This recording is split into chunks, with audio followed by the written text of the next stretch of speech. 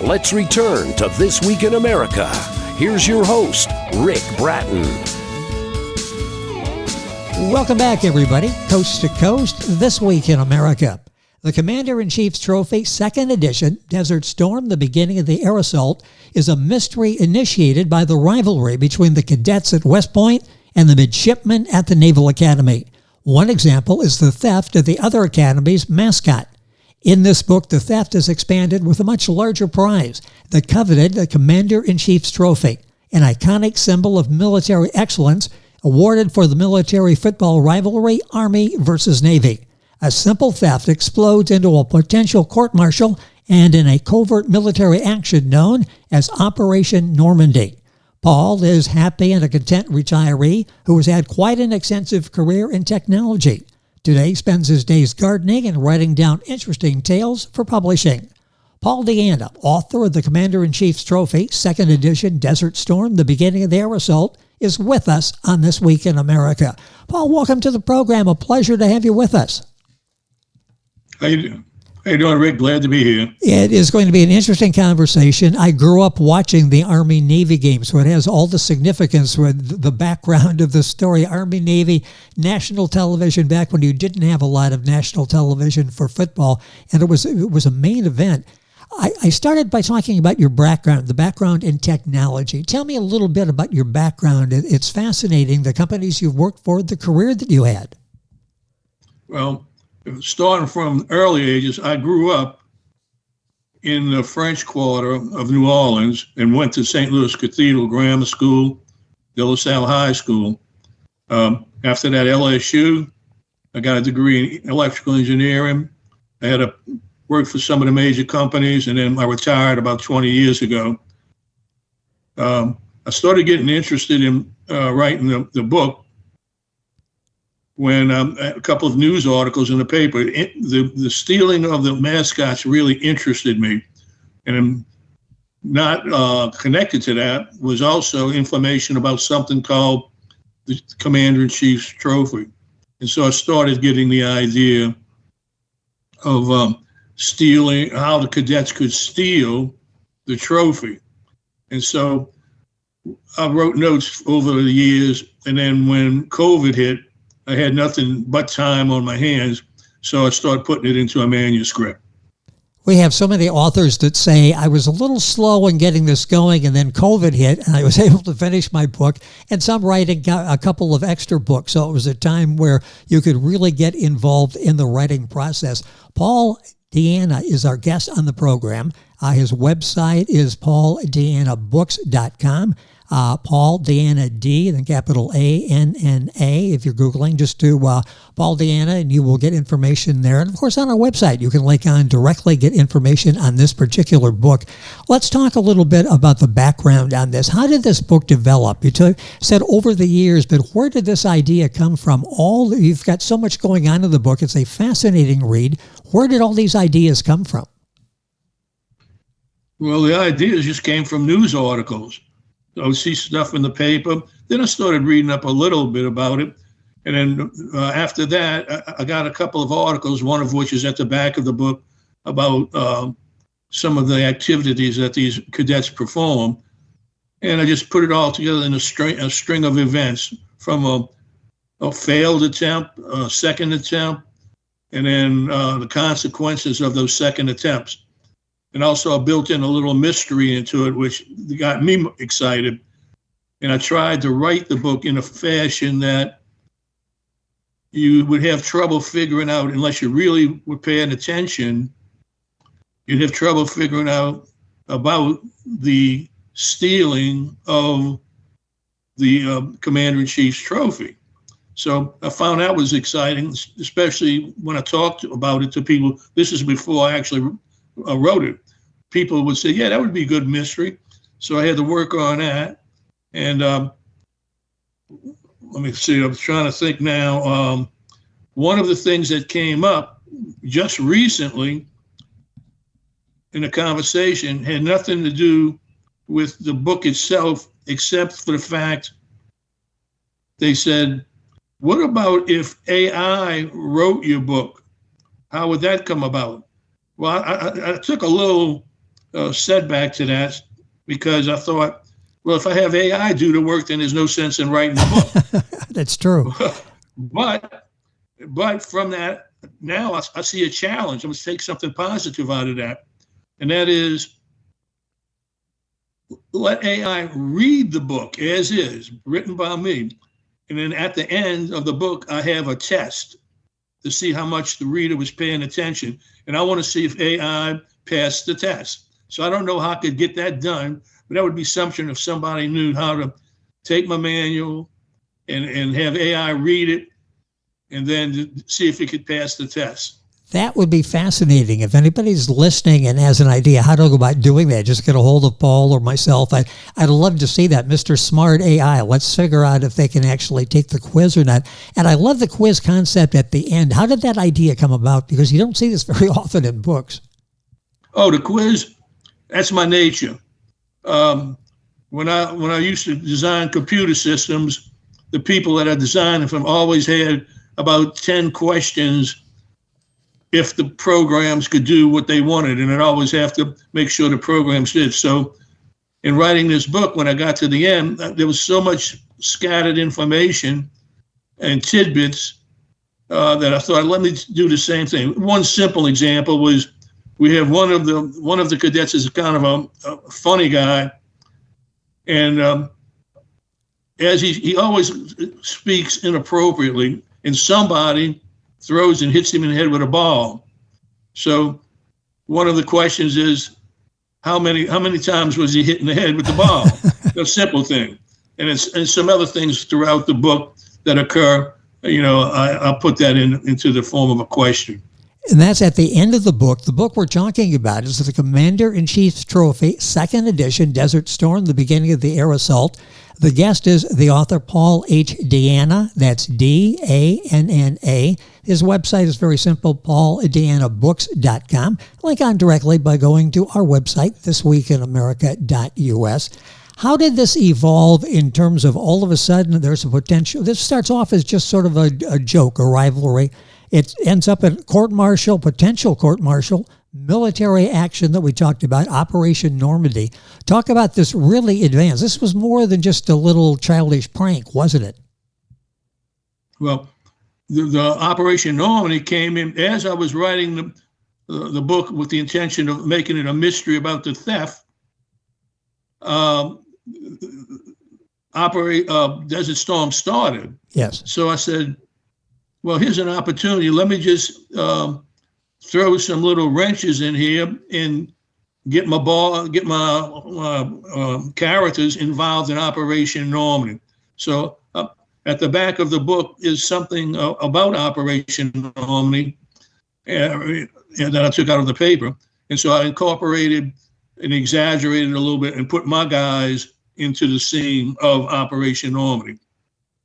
It's an amazing story, the way this evolves and all of the different elements that Paul incorporates in this story, the Commander-in-Chief's Trophy, 2nd edition, Desert Storm, the beginning of the air assault, book available wherever books are sold. Direct you to Amazon, readersmagnet.com, Barnes & Noble, all of the usual places. You talk about characters, and character is the right word to describe some of these. Talk about the characters that you have in the book. They all have engaging personalities, don't they? Well, at the beginning of the book, I had to develop the characters. So I had an opportunity where they were discussing how they were going to attempt to steal the trophy. And I took that opportunity to name the individuals involved and to give them a background. And anybody that's from the New Orleans area will know that I kind of gave it a New Orleans flavor and gave the characters names, a little bit background in the characters with the New Orleans emphasis. Yeah, they are colorful characters that Paul has created for this book, The Commander-in-Chief's Trophy. A lot of talk about this being, it's such a great story, entertaining on a number of levels, this possibly becoming a movie. Do you see that happening? This could be on the big screen at some point? I don't know how to do that, but I'd love to see that as a movie, because I would inject a lot of songs.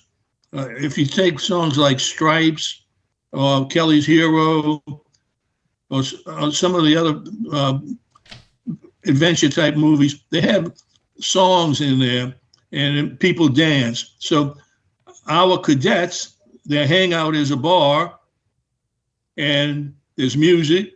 So there's an opportunity to interject a lot of music in there, but they have dancing. So it's not just strictly a plot to steal the trophy.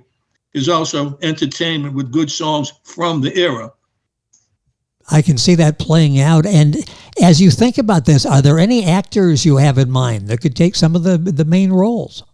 I started to do that. Then I realized that all the actors that I would consider are so old now, they couldn't play the part. So I'd have to go and rethink that and get some help from my grandchildren on who are the current actors that could play various parts. I never thought about that, but yes, those that would fit in now from that era are a little older and taking less work and taking easier work. We're talking about the Commander-in-Chief's Trophy, 2nd edition, book available wherever books are sold. What lesson do you hope the readers learn? What do you hope the takeaway is as they read this book, the Commander-in-Chief's Trophy? Well, hopefully you get involved with the mystery of the theft. Mystery of the theft. You know, it starts as a plan to do it, but so many wrenches are thrown into it that it goes a different route. And hopefully that by the time you get to the test, you really are interested in trying to answer some of those questions. I don't even want to say what the questions are because that gives away part of the book. Yeah, that's part of the fun of it is you're reading and you're discovering all of this, and then you're quizzed on it at the end. Paul D'Anna, that's Paul D'Anna, is the author on the book we're talking about here, the Commander-in-Chief's Trophy, 2nd edition. Were there any challenges in writing this? It took some years to assemble, to put the storylines together. Any parts that you found challenging? The whole book was challenging. I by my nature, am not a person with a lot of words. Most of my career has been with computers and writing specific programs, and I spent long periods of time just in silence. So this opportunity to write the book was really going outside of my comfort zone. Well, you've done an excellent job with this. Excellent reviews, by the way, for the Commander-in-Chief's Trophy. I mentioned that your background, you have a lot of outside interest as well. You are a retiree that's enjoying it, doing some writing, doing other activities. What are some of the outside activities that you enjoy? Okay, well, I grew up in the French Quarter, so I was exposed to a lot of artists right by Jackson Square. Oh, yes. People that I went to school with, their parents were artists. In fact, if you look right behind me, I put this up here because I thought you might ask that. And oh yes, see it up on the wall. Yeah, this is something that I did, and I was proud of it, so I kept it. Well, and you should be. So I haven't. I did that in 1996. It's been a while since I painted, but I wanted to see if I could do it. I did it, and I was satisfied. You asked one other thing that you like to do. Let me show you one thing here. Paul D'Anna, our guest on the program, author, painter, we're finding out, a man of many activities, and about to show us another interest that he has. This was my first attempt. Let's see how can I get this up on the screen? Oh, okay, I'm seeing it, yes. Okay. Let me throw it. You see? Oh, a board game. This is like a board, but it's kind of heavy. Yeah, I can see it. Yes. Oh, yeah. These turn. And there's 3 colors. I'm not too. I'm just putting on an awkward. Okay, there we go. There, yes. See, white, green, and black. This is a game that I designed over 50 years ago. I was going to try and get it. Made, but I didn't know how to go about it. Then it just sat on the shelf. But It was a game. It was called Last Move. And it's a very simple game. I'm not holding this thing correctly. Well, yes, I can see the squares there. Game. Yes. And the object of the game is the person that makes the last move wins. And as the game progresses, the tiles change from white to green to black. And when they're in black, you can't go on them anymore. So whoever gets in a position to make the last move wins. So this one right here has oh yes, I see it. 35 squares. So it was an interesting game, and little kids could play it.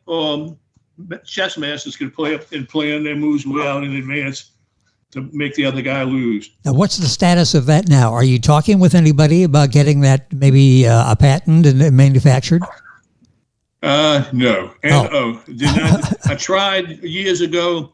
I wasn't happy with the way the people who were supposed to be helping me get a patent handled it, and I kind of just backed off and put it up on the shelf for 50 years. I'd love to somebody to take the concept and easily make it into a electronic game right now. You know, on your phone. Yes. Making the colors change. This is a physical board game. So. Well, a man of many talents, technology in his background, now a published author.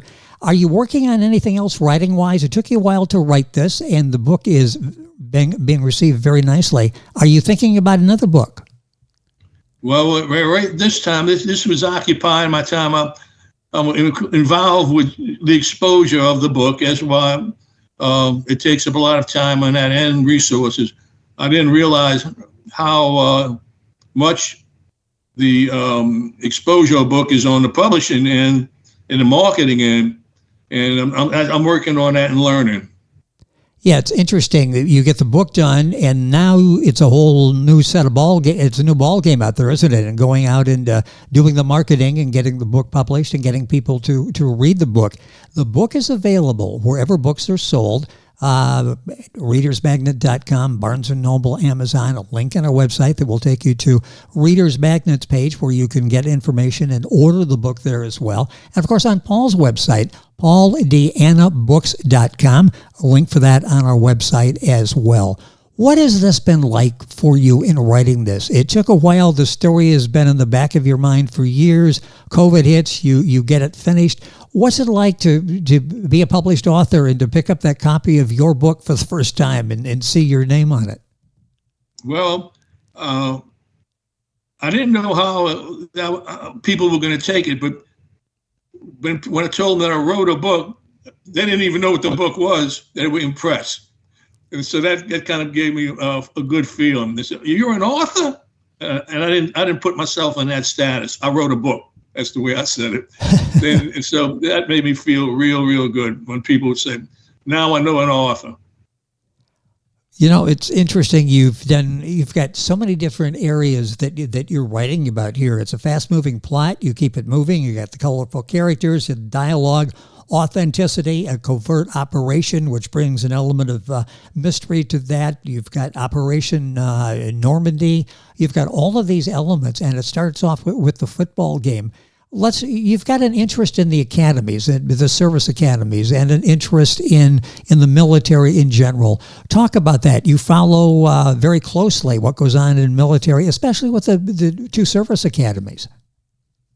Well, I follow it to the extent that we provide a service for the world. We're not a military that's out for aggression. We really just try to have this power to help people. In my opinion, I may be wrong, but I think we are a just power, and I love the dedication that these men have. And it's something that we see exhibited throughout the year. And when they're called to action, they're there and do the job effectively. When you look at the service academies, and they produce some major military leaders. That's wonderful what they've been able to do. And you go into depth when using the football game as a background, and that evolves as a football game, doesn't it? Suddenly it becomes a major event. It leads to a major military maneuver. This is more than a football game, isn't it? We see so many things unfold in your book. Yes, definitely. It's called determination, ingenuity, and dedication. They were determined to get something done. They had done it. They wanted to improve on it, but going from stealing a mascot to stealing a trophy, and it took a lot of time and effort and planning on their parts. Each individual character has a part to play in the theft of the trophy. And that is recognized, and one of the military leaders really impressed with their problem-solving skills and incorporates them in this operation. It's just when you think, okay, this is the story settling down now, you've got something else that captures your interest, and pay attention because there's a quiz at the end of the book that Paul has written. A couple of minutes left. Let's talk about your process in doing this. Did you have this all laid out in an outline before you started, or did the story sort of evolve as you were telling it? I never was a writer in high school or college. Anything that I had to do was very brief, very brief. When they would want a composition of 500 words, I'd panic. So trying to write a book, I'm straight to the point. There's not too much flower in my writings. I'll strictly say what I have to say. I'm sure I could put more intensity into the writing if that was my style, but it's not. It's interesting. You just get to the point, and it moves the story so quickly. Our guest on the program today, Paul H. Deanna, D-A-N-N-A. His website is pauldeannabooks.com. You'll find a link on our website, thisweekinamerica.us. Paul, it's been a pleasure having you on the program. A great job that you've done with this. I hope somebody's listening and realizes this has got movie potential. I'd like to pursue this. A job well done with this. Thank you so much for being with us on the program. It's been fun. Thank you. Thank you for having me. I really appreciate it. It's been our pleasure, Paul H. Deanna. And I want to thank Reader's Magnet for making this possible. Reader's Magnet, self-publishing and marketing company. With Reader's Magnet, it's all about your story, assisting aspiring and veteran authors in fulfilling their dreams. They arranged our conversation with Paul today. Their website, very simple, readersmagnet.com. That's where you'll also find a copy of Paul's book, Amazon, Barnes & Noble, readersmagnet.com. All available. The book is The Commander-in-Chief. The Commander-in-Chief's Trophy, 2nd edition, Desert Storm, the beginning of the air assault. And you can link on, get information on the book on our website, which is thisweekinamerica.us. You're listening to This Week in America, and there's more right after these messages. This Week in America is online. You can visit our website, thisweekinamerica.us. Scott Pinkerton, Associate Producer of This Week in America. Jay Anderson, Segment Producer. Ben Watson, Webmaster. Otto Bechet, Director of Engineering and TV Production. This Week in America produced and is a trademark of Blue Funk Broadcasting, LLC. For information on all of our guests and to listen to this week's show, our website again at thisweekinamerica.us. And I'm Sean Bratton, Executive Producer of This Week in America.